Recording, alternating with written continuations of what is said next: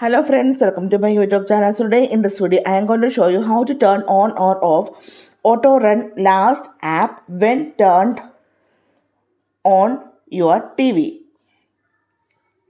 For this, simply go to settings, tap on all settings. Then go to general and privacy.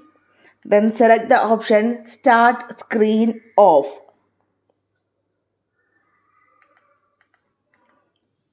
Okay, start screen options, tap on this one. So here you can see the option auto run last app. Now this is enabled. So if you enable this one, then it will automatically launch the last used application when the TV is turned on.